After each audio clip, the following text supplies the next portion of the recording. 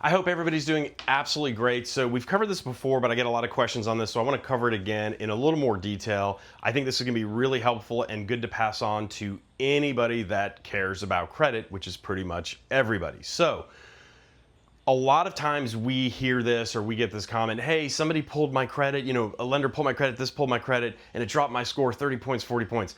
That is wrong. That is not how credit works, even with a hard pull. Generally speaking, we're going to make some blanket statements today, but generally speaking, when somebody pulls a hard report, credit can be affected 3 to 5 points tops, up or down, just depending on what's going on with the person's credit. Remember, credit's kind of a living, breathing thing.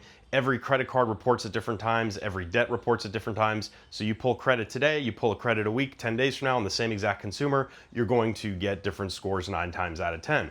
So what's important to know, how does credit work? And this is the part that frustrates me. I wish it was not like this, but the credit bureaus allow each industry to use their own math to derive credit scores.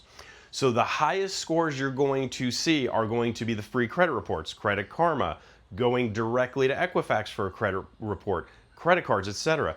The next level down is the car industry. The level that's got the lowest credit scores is always going to be the mortgage industry. We have the hardest math to derive credit scores. So again, free credit reports like Credit Karma, when you call Equifax directly, the highest scores, middle tier is going to be the car industry, and lowest tier is going to be the mortgage industry. So how do we come to this? Well, here's what happens. A customer pulls their credit report with, let's say, Equifax directly, which again, if you pull it from Equifax directly, why wouldn't that just be your credit score?